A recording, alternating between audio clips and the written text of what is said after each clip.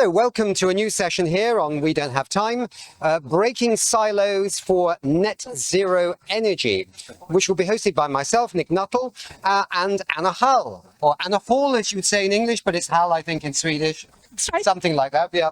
Who's head of public affairs at the energy division of Alfa Laval, a long-standing partner with We Don't Have Time and a very familiar company to our viewers. Okay, so welcome, Anna. We're always happy to team up with you at Alfa Laval. Thank you so much, Nick. And likewise, looking forward to this. Around the world, the energy transition is increasingly defined not by individual technologies or sectors, but by breaking down silos and start thinking and acting at a systems level. And this is quite a shift, isn't it? Indeed, it is. It really is. New paradigms are emerging where traditional boundaries between industries, public utilities and other actors are displaced by partnership and cooperation, allowing waste streams, infrastructure and innovation to unlock new efficiencies. One example is data centers, which electricity use could actually double by 2030. So how do we turn these challenges into opportunities? Aha. So that's the big question. And in this session, we will bring together perspectives from the energy sector, industry, tech and policy to examine how breaking down silos is necessary to align innovation and infrastructure for a sustainable, interconnected future. First, we will look at three very different examples where cross-organization collaboration is reshaping the path to a net zero. So let's introduce our first guests for this session, shall we? They are Mikael Gullberg, who is coming from the magic of Zoom, I think. Oh no, from our Stockholm studio. He's the project manager at Stockholm Exergy. We've got Isabella Kemlin, who's a business and innovation executive of RISE, which is the Research Institutes of Sweden, also on the magic of Zoom. And another person on the magic of Zoom, Lola Wotzel, maybe I'll have to get her to pronounce that better than me, managing partner at Global 6. And yes, let's go over to Michael in the Stockholm studio. Are you with us, Michael? Let's have a look. Yes, he is. We can't actually hear Michael just right now, so maybe somebody could give him a voice. It's been taken away from him. Michael, can we hear you? Let's see now. Maybe you can hear me? Oh, yeah, perfectly. We've got you. Good stuff. Nice. Okay, it should be women first, but Michael, we're doing it differently now, so it's over to you. Let's start with you. Stockholm Exergy is the largest energy company in Stockholm, Sweden, and also co-owner of Stockholm Data Parks. Now, tell us about the groundbreaking collaboration you have with actors to make sure Stockholm uses its waste heat from its data centers. Did you get that? Super. Over to you. Yes, I did. And thank you very much for the question and the invitation today. So just to start off, yes, I'm located in Stockholm. I work at the local energy company, Stockholm Exergy. So we provide district heating to the Stockholmers and by different types of combustion and recovery of heat in the region. And back in 2014, we started to think about industries and specifically data centers. How can we retrieve the excess heat from data centers located across the Stockholm region, basically? So back at those times, there was a lot of focus on how can we do this in a profitable way for both us, the energy utility, as well as the data center operator. So we started some minor pilot projects with different smaller scale data centers here in the region. And it turned out that there was a little bit of a challenge to get it going, but we could find, we found a solution and we found a suitable business model and we found the profitability both for us and for the data center operator. So then we decided, or we thought about how can we improve this? How can we take it to the next step? And that was back in 2016, 2017, when we had the discussion with the city of Stockholm, as well as the local grid operator, Ellevio, the local IT infrastructure operator, Stokab, and a Stockholm business region. How can we together attract data center operators to Stockholm and like broadcast Stockholm to both Europe and the world, basically, because we have good conditions here in Sweden and in Stockholm for data centers. We have relatively cheap electricity with a green profile. So then the group Stockholm Data Parks was formed with the unified goal to make it more simplified for data center actors across the globe to reach out to Sweden and to have a one-stop shop, basically, for all the infrastructure questions related to building a data center close to a major capital like Stockholm. So the overarching goal was to collect all important infrastructure companies in one place, and to simplify it for the data center actors. And of course, it was sometimes rough, and it was not something we haven't done before. But I guess we started back in 2017, and now in 2025, in Stockholm Data Center, which is Stockholm Data Park, which is a region just north of Stockholm. All the sites are now have a data center. They are all not built yet, but at least all the areas are occupied and soon to be built. So we have managed to reach out to data center operators, and they will all be like contributing with heat recovery to our district heating grid. And I would say, like, the most important thing was to be able to broadcast Stockholm Data Parks to the world, was to like combine the city, Stockholm Exergi, the grid operator, the IT infrastructure, and these remotes like Stockholm to the world, and promoted the concept of Stockholm Data Parks. That was the most important thing, to get the word out and to have a one-stop shop for questions.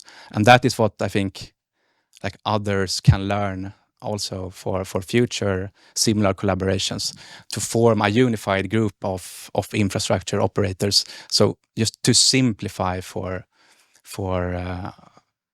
companies and data center actors to step into a new market or a new region. Yeah, really good, Michael. That's great. Just a quick follow-up question. Two things, by the way. Take your microphone and put it very close to your mouth when you're speaking. It's really handy. Don't let it slide down to your navel. And the other thing is, we want to hear a little, just briefly, about, this is an extraordinary story, right? You actually welcomed the data centers into Stockholm. You decided it was going to happen anyway, so make an opportunity out of it. This is what I get out of the message. And what is the fundamental principle, do you think, that others can understand from what you've actually done? What is the overarching, thought, in a sense, that people should hold in their heads when faced with data centers? What is it we can achieve with them? Just give us your overarching, what can others learn? So I would say the two most important things. One, there has to be like a solid business model, both for the data center operator as well as the energy utility, so that you go in with a mindset from both parties that we want to achieve this, we want to do this, and it's something that is going to be financially stable for both parties. I think that is one like clear message. And then if you are planning to construct a data center in a certain region, like you need to talk to you need to have a point of contact early on in the process, because the earlier we get in contact with a potential new data center that is forming in the Stockholm area, it will simplify. We can tell them basically where can we extract the heat from this data center, which sites are not feasible, which are. So early discussion, early dialogue, both with, in this case, the energy utility, and is essential, basically, to have a solid and smooth project, I would say. We've just got a little bit of time. Are these data centers actually taking as much energy as you expected? So I guess it depends on the type of data center, right? So they have varying types of customers, the data centers. So it depends on what type of customers the data center have. So sometimes the data centers customers are perhaps not using all the available space in the data centers that we projected, and in other cases they are expanding their operations and bringing in even more IT power. So it has been going both up and down from what was initially planned. And that is something we try to adapt when we form the collaboration together. That it will vary over time, and we need to prepare. We need to have some flexibility. So when we connect the data centers, we make sure that we can adjust for varying volumes over time. Good. Thanks, Michael. Yeah. Yeah, let's continue here. And Isabel Kamlin, thank you so much for being with us here in Belém today. You have been a long time in the data center business. This is your world. You are the Business Innovation Executive at RISE, the Research Institute of Sweden, but you're also a board member of the EUDCA, the European Data Center Association. And yes, indeed, we are living in an AI boom, which is driving a rapid global build-out of data centers. We see it all over. But AI is also potentially an energy-consuming monster, some people call it. So how do we double down on energy efficiency while building out the booming data centers? Well, hello, and thank you for having me.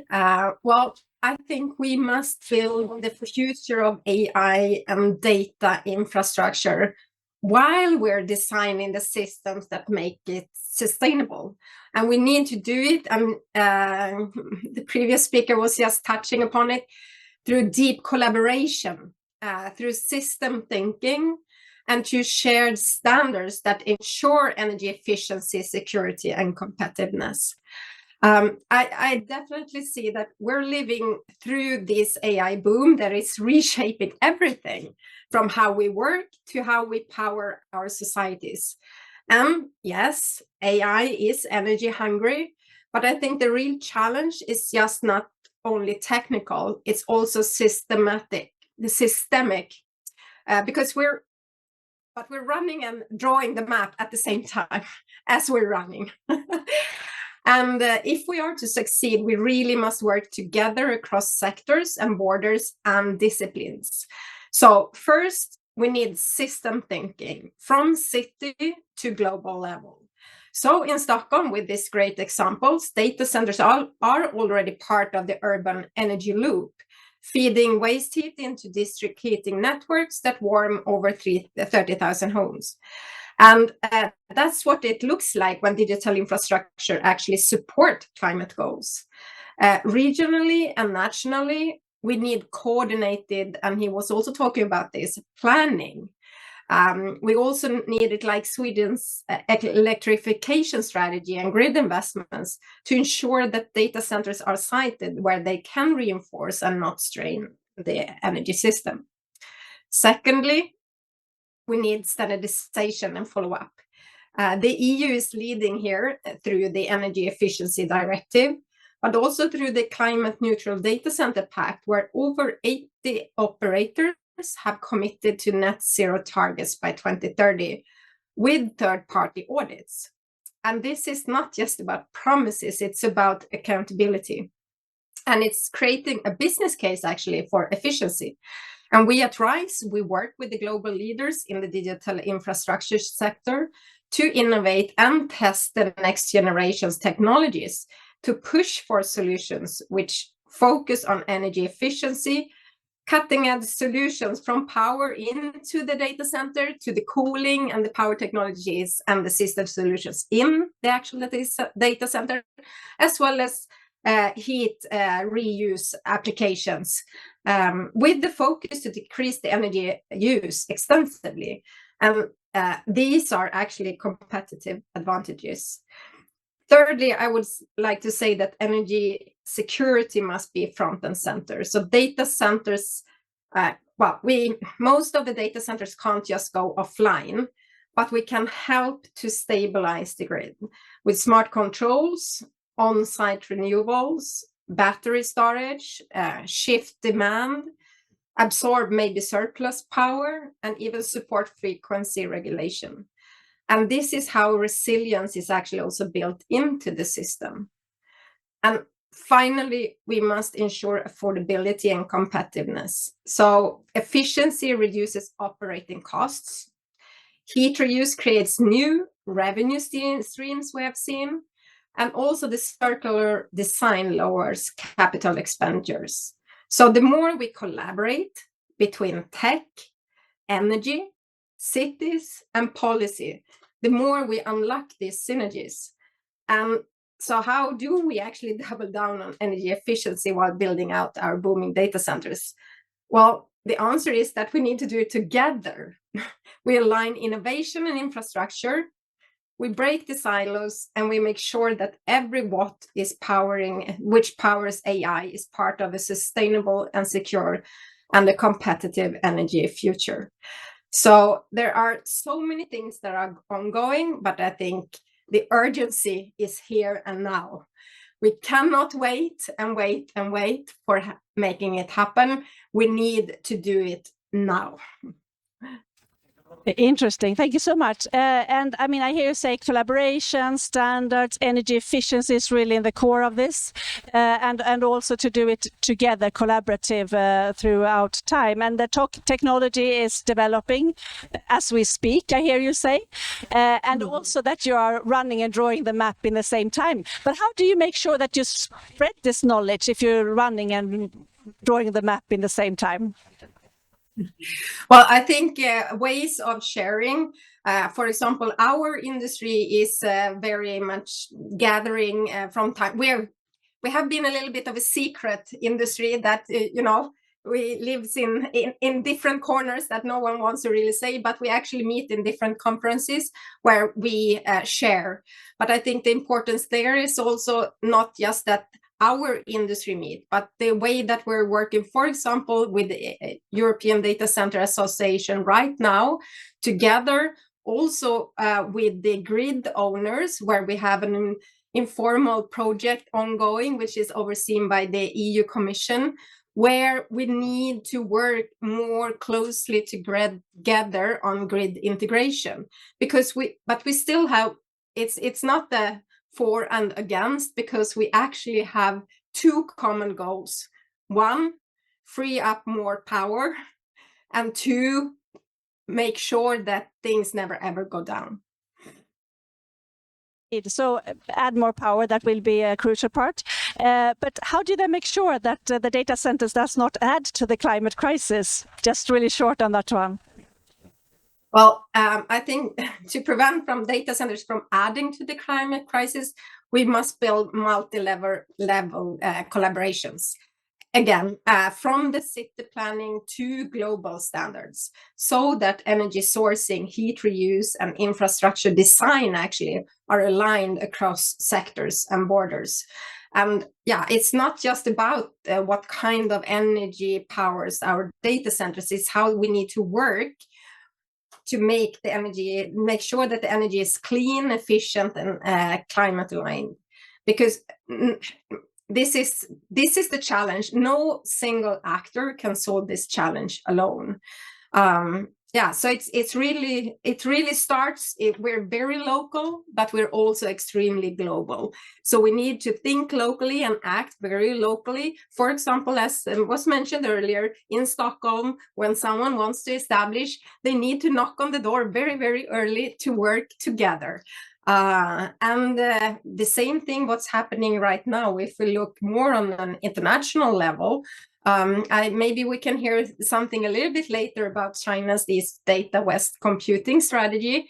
But we also see that where you are right now, in Brazil, green data center initiatives are emerging in regions with strong hydroelectric capacity. And in India, the government is pushing for data centers to co-locate with solar parks to reduce grid stress and carbon intensity. And we need those global forums like the one that you're luckily attending today, COP30, but also other global forums where we look at harmonizing standards and also sharing the solutions. And whether it is, as in our case, looking at liquid cooling or AI-driven energy optimization, these innovations also needs to be shared across borders. But we work very closely also with different parties to bring them together in the whole value chain. So the real answer is, again, collaboration from city councils to international regulators. We must really break those silos and build partnerships to embed data centers into the energy ecosystems. Perfect. Thank you so much, Isabel, for that. Interesting indeed. Very interesting indeed. And now we're going to go over to Lola. Lola, hi. I don't know if I mangled your last name when I introduced it, but I'm going to have another go. Is it Wurzel? You can just go with Wetzel. That's fine. No Okay, problem. all Pretty right. good. Thank you very much. And you're the founder and managing partner at Global Six, a global partnership specializing in the planning, financing, and execution of urban development projects at scale. You're also a visiting professor, and this is an interesting angle here, at the Global China Studies and Business at New York University in Shanghai. Where you've lived for many years. So welcome. I used to be a visiting professor at Tongji University, so I know Shanghai a little bit. Oh. Let's start in China and its rapid electrification, energy efficiency implementation, and build out of renewable energy. Looking at the China new 5-year plan, recently announced, there's a whole new way of implementing a dynamic energy system with virtual power plants. Can you tell us about this and what does it actually mean? Well, I think essentially we're talking about storage and dynamic pricing. Essentially, they're making it attractive for low-cost energy producers to overproduce during periods of relatively low costs for them to do so, and then sell it back to the grid at periods of demand. So it makes money for the energy-intensive producer. Think steel plants, cement plants, anything electricity intensive, and it takes pressure off the grid. And this is enabled by storage capacity at the producer site, at the industrial facility. So today, China's aiming to have approximately 180 gigawatts of energy storage by 2027, which I think would be more than the rest of the world put together. And a fair chunk of that is in this type of a virtual power plant or storage, which is essentially located at the site of the producer. So. And I mean, it just seems to go on and on and on with China, doesn't it? I mean, it's unstoppable what's happening. Europe, the US, other regions, they seem to be struggling to modernize their grids and energy systems. I mean, actually, I did talk to the DG of Energy at the Commission this morning and asked what was happening with grids. She said, well, it's moving a bit faster now, so maybe there's some positivity there. But I think there's been some real headaches. And at the same time, we've also set these very tough goals, you know, in Dubai at COP28 to double improvements in energy efficiency and to triple renewables. So by 2030, will these targets be easier to reach in China, do you think?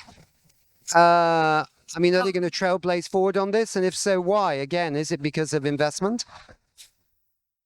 Well, generally speaking, people who are in front are there because they run faster. And so, yes, I think China will continue to accelerate its technological progress because of both the capacity to do so, the innovation capacity, the integrated value chains. When I graduated a few years ago from university and I was listening to the roll call of electrical engineering graduates, I could count on the fingers of two hands the number of non-Chinese names.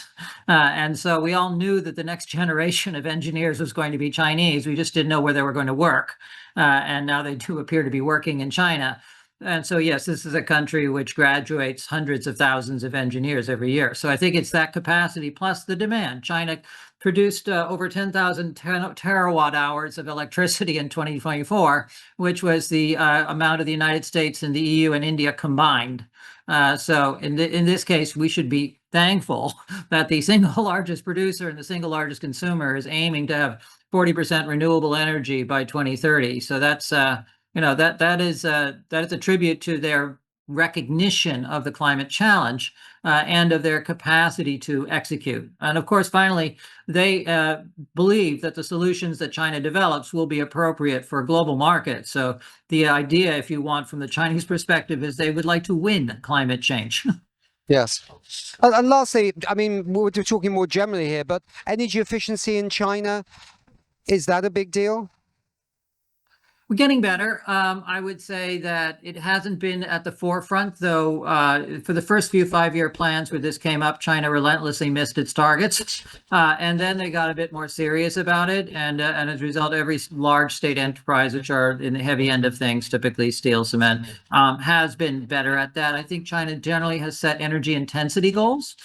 Which is simply to say that they intend to continue to grow. They will not allow their economic future to be held hostage, if you will, but they do have these goals about, reducing or becoming more less energy intensive every year. Right. And of course, they achieve absolute peaking already. So we think it's peaked now. Yeah, we were just talking earlier today about some countries promise the Earth with their national climate plans, their NDCs. Others promise very modest ambition. The ones that promise the Earth don't seem to make it, and the ones that promise modest ambition tend to overachieve. China tends to be in that camp, doesn't it? So, yeah, very interesting. Okay, stay with us. Yeah, over to you, Anna. Yeah, no, just thank you for sharing your insights, Lola. It was very valuable. So now please stay on for the panel. We will be right back. Excellent.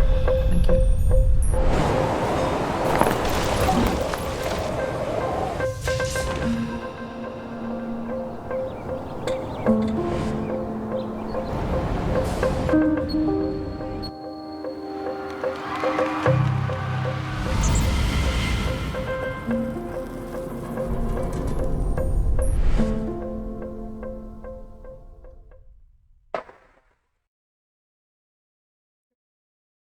We are now in our second half of our session, Breaking Silos for Net Zero Energy.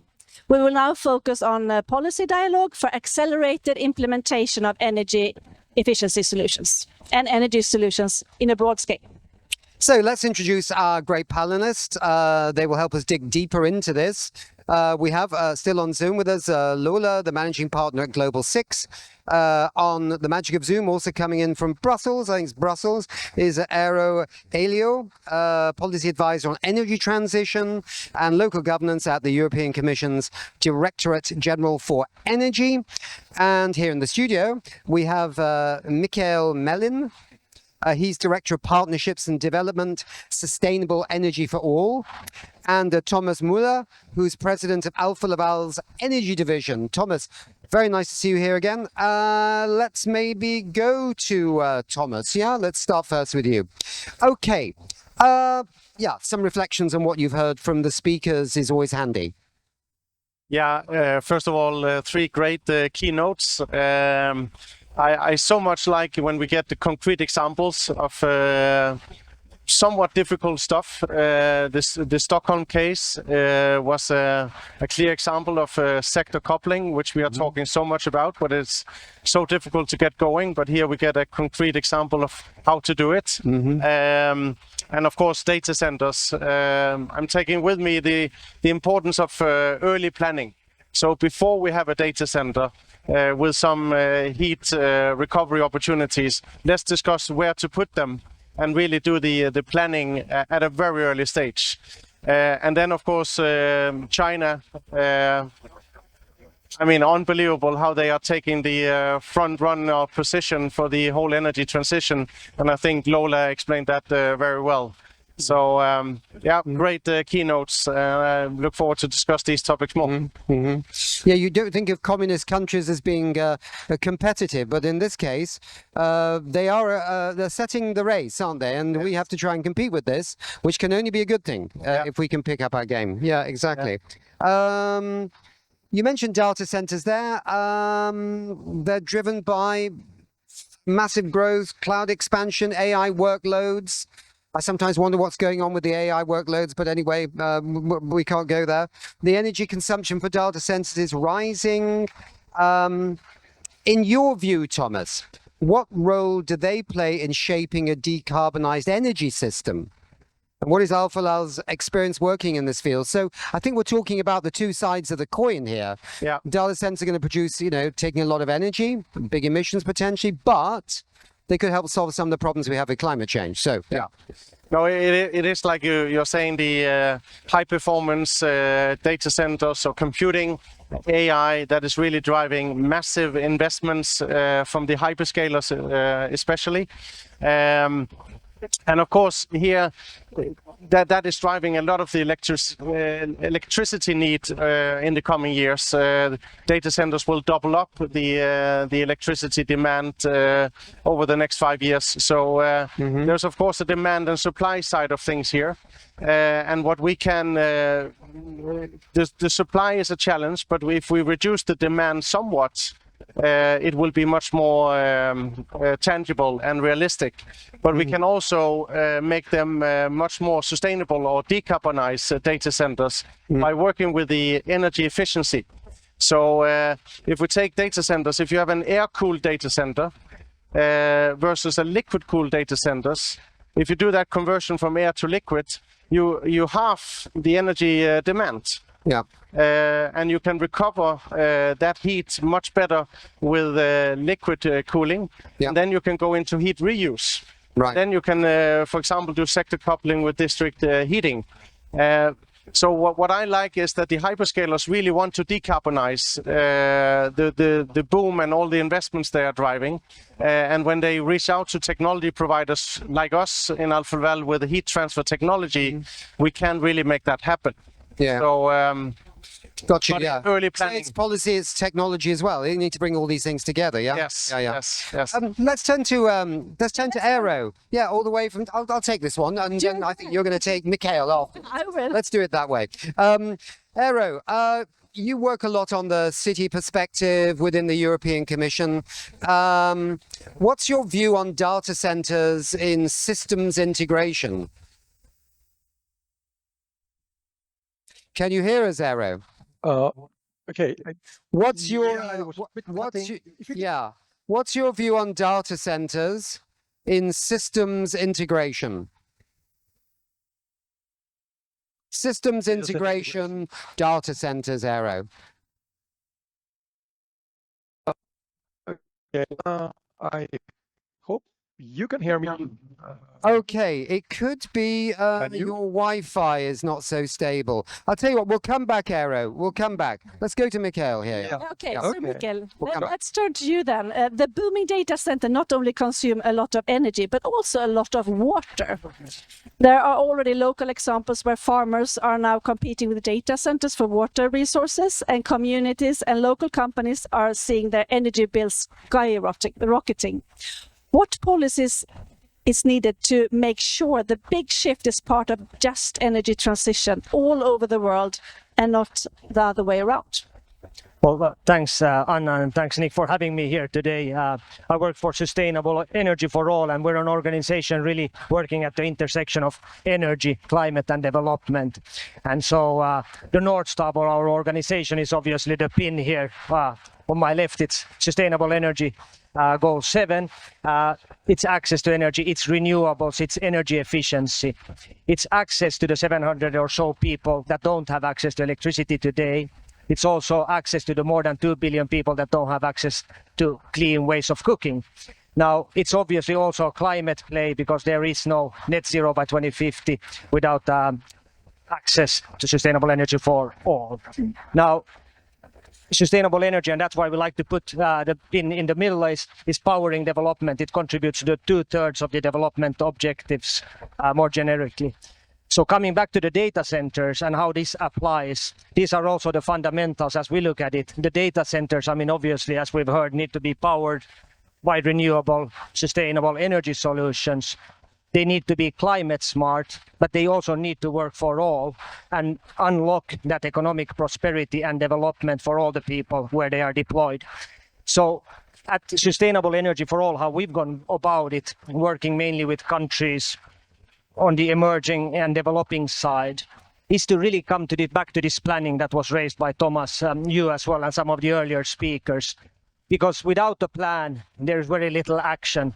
So what we do, we focus and we work with governments, country-led, owned plans that look at simultaneously at how do we bring about access to energy to the people that don't have it in your country? How do we tap into the productive uses of that energy, including data centers, agricultural centers, etc.? So it's really about integrating these considerations around energy, climate, development, and by having a comprehensive integrated plan, which certainly also needs to include water, that's how action best can be taken. Thank you. Thanks. Should we? Well, Eero, let's come back and see whether we can Eero, let's see if we can come and patch you back in. Give it a go. Can you hear me a bit clearer? Very well now. Oh, that's absolutely super. All right, great. So what's your view on data centers in system integration? Yeah, so I think they have a super crucial role, obviously, because of the fact that they are major customers of clean electricity, and therefore you need to bring them into the planning at an early stage, and I think like many people were speaking already about this idea of breaking silos, going into a more system-based energy system integration, that type of activities. So this is where the data centers are the key, and what we are doing at the European Commission. So we're looking into this from an efficiency perspective. That's one thing. So how to make them operate in the most efficient manner, and that's why we are working on new policies on this, which look into it's actually part of what we say a roadmap for digitalization and AI in energy. This is something that we're working on, and under this we have activities such as a data center energy efficiency package, which we want to come out in beginning of next year. And here we're looking at things like creating a rating scheme for data centers, for instance, which goes into the different aspects of like energy consumption, but also fairness aspects, like the issue of, I was the other day in Finland, and the TSOs were talking about this as well. The fairness aspect. Okay, data center wants 24/7 stable and clean energy, which is fair enough. That's what we want to give them. But how about the households? How about the SMEs and others? Are they going to suffer from, variability of access and cost issues related to this? So that kind of things have to be taken care of, and therefore we want to, very soon open also a consultation of the public, everyone, yourself there, on what type of performance standards, minimum performance standards do we want from all these data centers, so that they don't consume too much electricity. And then one thing, speaking about energy efficiency again, there are innovations which go into the running of a data center. I mean, those memory racks, these huge racks which those centers are full of, they're using extremely old basic memory standards, technology.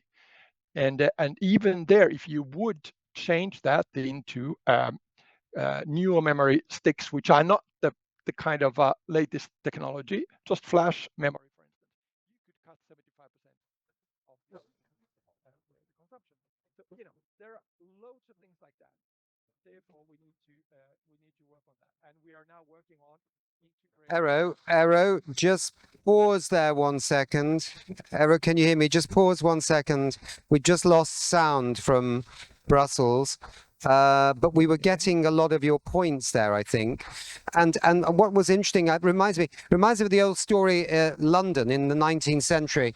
Everyone said London would be 25 feet deep in horse manure unless action was taken. People wouldn't be able to walk down the street. But of course, the motor car was invented and then the problem went away. So what you're actually talking a bit about is we're still using some old technologies with these data centers. And we could certainly bring the creativity of technology to make them far more energy efficient than they are right now. Is that correct? Can you hear me, Eero? Yes, that was the point I tried good, you're back. to say. Yeah, they are like using old hard disks that we had in our computers. Whereas, already years ago, we went to flash disks even in cameras and stuff like that. And now we are way, into next technology. But the data centers are still with these kinds of rudimentary storage technologies. That's just like one example. I mean, we could go and, discuss many other ones. Yeah, good, Eero, that's great. Thank you, stay with us. So we're turning to Lola, right? Yeah. Yeah. So Lola, from now until 2030, China will build out 50 gigawatt of virtual power plants in their new dynamic grid. Impressive. That is equal to 50 nuclear reactors. First of all, what is virtual power plant? And then tell us a little bit about what China's massive undertaking and what the rest of the world can learn from this system approach.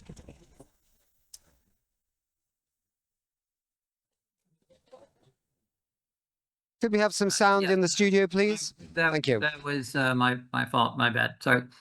So the Chinese electricity profile is a lot more industrially oriented than it is in Europe or the EU. And so typically a large portion of both consumption and production is for industry and often takes place in industrial parks and clusters. And so what I think this shows is the value of planning those clusters in such a way that they can coordinate their energy supply and demand. And that allows them, as I said to before, the peak. They build to the peak, but then on the off peak, they have plenty of storage capacity to sell back to the grid. So this is a bidirectional grid. So the planning of this grid is based on the principle that these producers will sell back to the grid. And that is, of course, it then ultimately allows the grid to be more efficient with its own capacity profiles. So that's at the local level. And there's one other twist, of course, is that China has also invested in what we call ultra high voltage transmission lines, which is ensuring that the electricity that is in fact being produced and sold back and forth is renewable, because those ultra high voltage lines are coming from the renewable energy bases, which are typically not where the industry is. They're typically quite a distance away in the desert somewhere off in the north or the west, or sometimes a bit of offshore. So it's the combination of the long distance transmission, which is ultra high voltage, which is something that China's really taken to industrial scale, and the local clustering of production, which allows you to create these networks at the local level. That's what China is showing us. Interesting. Good. Eero, we just wanted to ask you a little bit, Eero, about the EU on this. I mean, could Europe do some of these things similar to what China's doing? Are we doing something similar to what China's doing? What might happen if we don't step up our game? This is a very dynamic world that we're in right now. Yes, well, certainly we're working on a lot of these kinds of innovative solutions, and using some of the funding sources we have, like Horizon Europe and the LIFE program to fund that type of activities.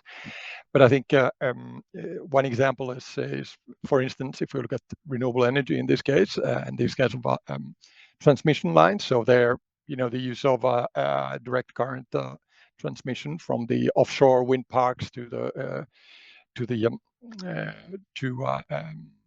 the continent and beyond, so that we could actually save on the losses. That's an example of a technical thing which we are working on internally. Some other various types of innovation related to this. Then if we go a little bit to the data part still, so it's the interoperability of data sharing. That's the kind of activity that we are investing heavily on, because we want to make these kinds of services which are based on data exchange. So we want to make them easily accessible to consumers, and then also create business for the make it easy for businesses to create services around that. And that's where you want to make energy sector to work together with transport in the logic of energy system integration and so on. So there you have a lot of that happening. And then there are a number of other innovation areas which go down into energy efficiency again. materials and so on, because obviously this is we have to we have an interest in trying to find take the most out of energy efficiency solutions, because that help us then scale and count how much generation we need, sort of green energy, renewable energy, and then after that can give us an idea on how to handle waste management, for instance, if we these kinds of other sectors. There's a kind of a pecking order. That's why we talk about energy efficiency first, and we're looking at how we can get those solutions which are out there, actually deploy them, because a lot is available and just is not deployed. That's why we published this publication on energy efficiency that you showed yesterday. So we did this together with our Solar Impulse colleagues, and where we published a 10-point plan on what to do on energy efficiency and so on. Many things. Yeah, good, Eero, thank you. Thomas, so let's talk a bit about the transition. So from your perspective as Alfa Laval, how do we make this whole big energy transition work to actually deliver not just on the data center challenge, but also on energy efficiency generally? And what about the developing countries? I always think about them, and yeah, we'll come back to you in a minute, Mikael. Yeah. I think the global energy transition is not really happening. I think it's much more regionalized than just a few years back. It's not long time ago we had the European Green Deal, and people were saying, well, what does it matter when the greatest polluter in the world is not taking any actions? We had the Inflation Reduction Act that is also put on hold. But China is really driving the global energy transition now. They are fixing the global numbers with the impact they are doing. So when we had the triple up on renewables, that is happening on global scale, and it's China doing all of it. And I was in China last week, and it's just so impressive to see how the long-term planning, how the demand activation is happening. And not only renewables, also the hard-to-abate sectors, how there is such a concrete plan for each area. Just take steel. They have a breakdown of steel industry, how they will take that year by year to first peaking and then to decarbonization. So it's really encouraging, and that gives a lot of hope for me. Then, of course, as Alfa Laval, where we want to be an energy transition leader on the technologies we are representing, we need to be where things are happening. So we are, the last 4 or 5 years, we have increased our activity level a lot in China, and we continue to do so, because that is where the learning curve is. That is where the bending the cost curve is happening. We have demonstration plants, full-scale plants, and China will be an exporter of electrolyzers. They will be green chemicals. They are already solar, wind, and batteries, and they are just taking the lead on all these areas, which matters to us both as a company, but also as from a Mother Earth perspective. So I really hope that the other regions will also catch up, and I know there is a lot of good discussions happening in Europe. So let's make that happen. I think when it comes to energy transition, where we are really falling behind also in China is on the energy efficiency side. We want to double down on energy efficiency, so we should go from 2 to 4%. We are far from that. It's actually worse than it was 3 years ago. Right. And especially in the industrial side, we are not making things happening. And if we just take 1% of energy efficiency gain in Europe, it means we can import 2.6% less gas. So I think the energy efficiency speaks to competitiveness, it speaks to energy security, and we need to get the energy efficiency going on scale. And part of that is electrification, but there are many other areas, sector coupling, etc. And here I think still Europe can take the lead. Mikael, is that how it's seen at SE for all, that some parts of the world are progressing in many ways? I mean, Europe is progressing in some ways, yeah. It's not all bad, Thomas, but that China's just ripping forward and leaving the rest of the world behind. But I mean, is China going to provide the renewable energies and the energy efficiency technologies for Africa? Is that where Africa's going to have their transition? I think it's already starting, isn't it? I mean, tell us a little about just what you think is looking on. Yeah, no, thanks for that question, Nick. I mean, it's clear, like the data centers, I mean, also now focusing on sub-Saharan Africa is one of the key drivers of electricity consumption in the years to come. And what's encouraging to see, obviously, that there's quite a bit of investments going into building data centers in sub-Saharan Africa as well as South Africa, Kenya. I just read about Nigeria. But what's very important to us at SC4All is obviously that there's that local content is a solid foundation of everything we do. So it's really about building capacities, providing jobs, business opportunities locally, so that it's not only that you'll have the African markets being consumers of something that is being, generated from their ground to a cloud somewhere else, but really that they can be part of this overall value chain from producing these solutions, getting them out there. So jobs, skills, local business, and that obviously is a virtuous circle, bringing revenue to the country as well. Again, provides. So when you say Kenya, of course, I feel very happy about that because I know they have a surplus of green energy from geothermal, wind power, and from solar. When you say Nigeria, I'm a little bit more anxious because the big green transition hasn't really happened because, to quote somebody else, they have the curse of oil, right? So it's maybe a mixed thing, but yeah, no. I mean, certainly it is, and I mean, sustainable energy. I mean, the core of our mission is really looking at all the solutions, not only the larger scale solution like geothermal, hydro, or nuclear in Finland. But it's really looking at the opportunities of also having technologies that are readily on the shelf and innovations around them to deploy decentralized solutions. Larger scale solar, mini grids backed up with battery backup solutions, so those are also equally applicable. And, it's an opportunity for countries like Nigeria to transition directly into those more decentralized solutions. Yeah. When you ask about the cooling question, Anna, I think that's worth asking. It moves things on a bit.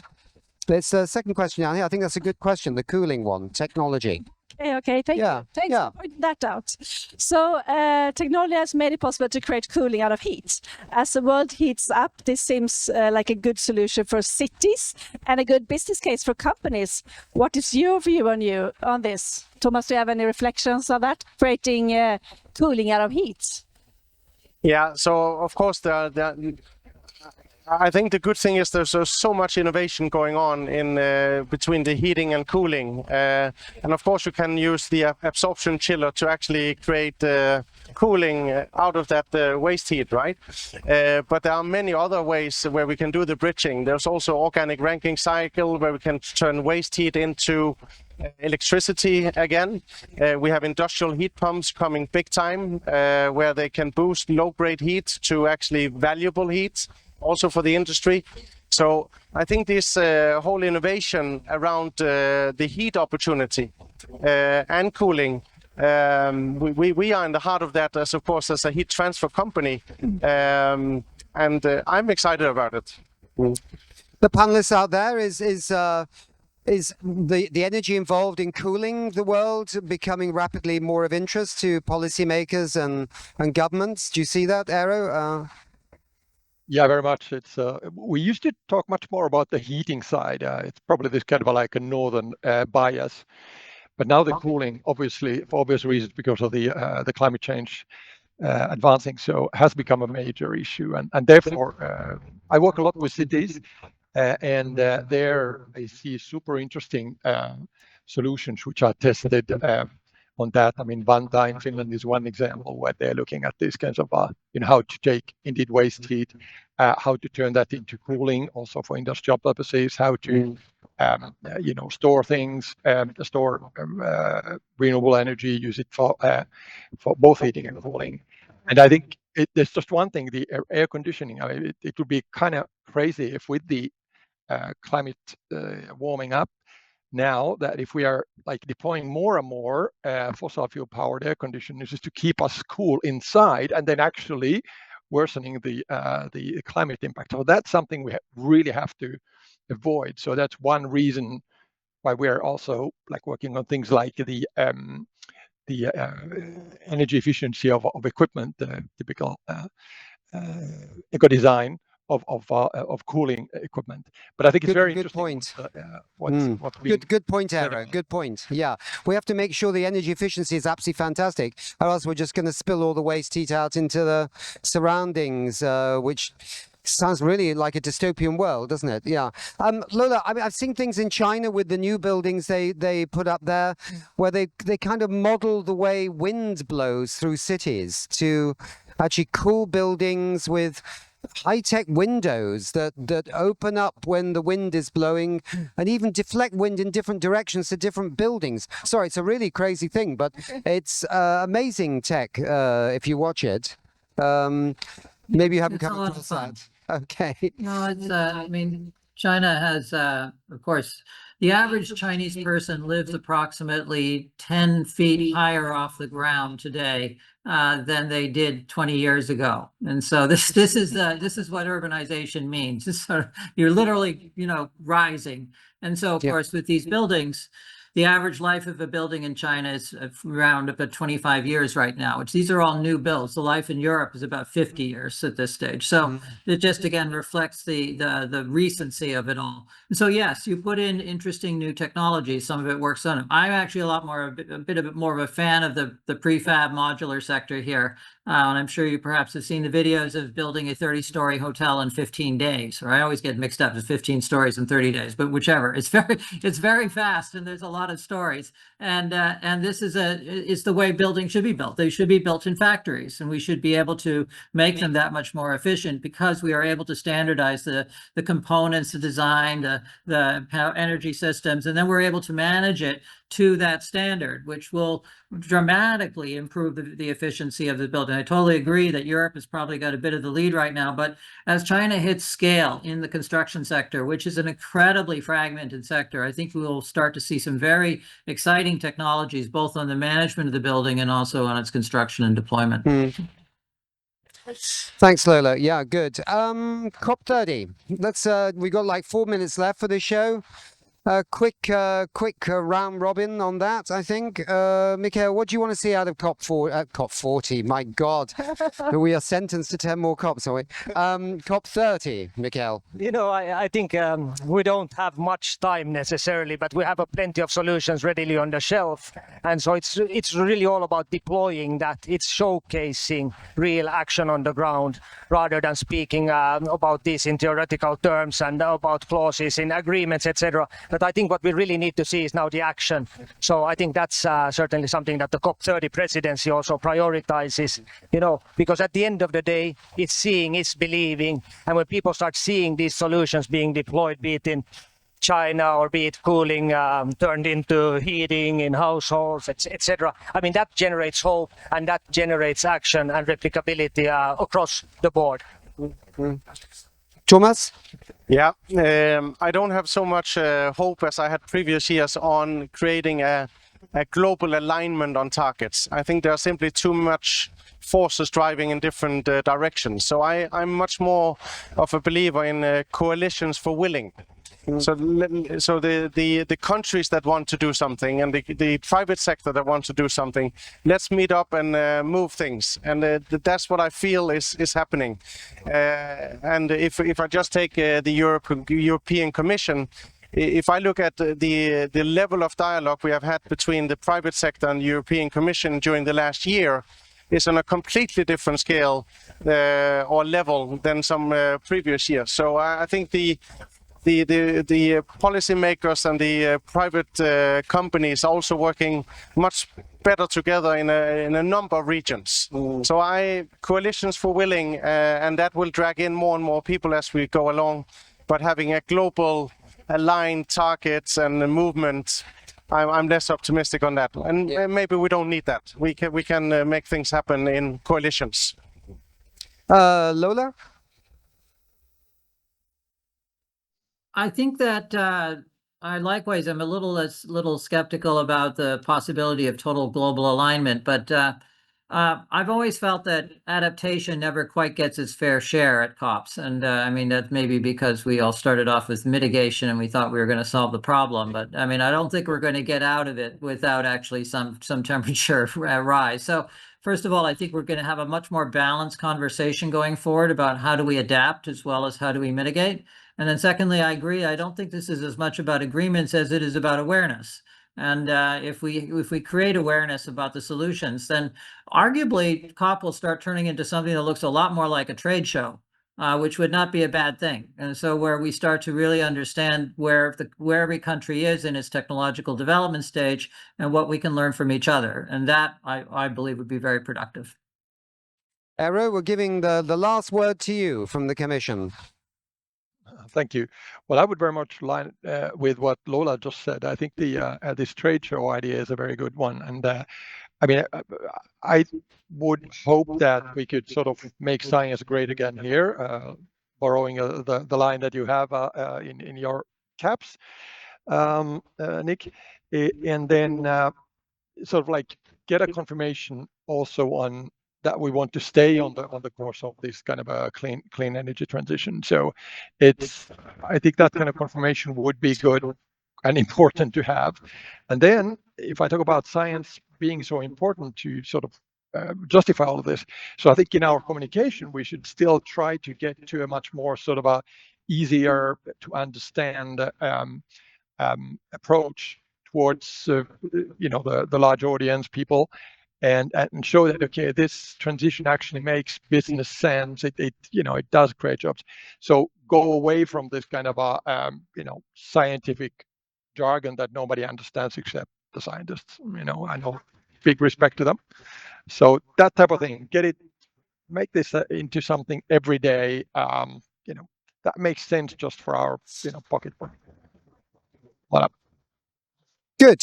Thank you very much indeed. Anna, do you want to oblige us? Just summing up, I hear planning, I hear standards, I hear public-private collaboration. I mean, not just talking about it, but just doing it. Solutions exist. We can run and draw them up simultaneously, and I think we just need to do it. Super. Well, thank you very much for everybody being here. I'm sure that the show that went out live to a couple of million people out there, they really enjoyed it and saw it and understood it. Very challenging conditions in Belém, in the studio here, but we got there. Thanks very much for supporting us. Thanks very much for being here. That was great. Thank you. Thank you so much.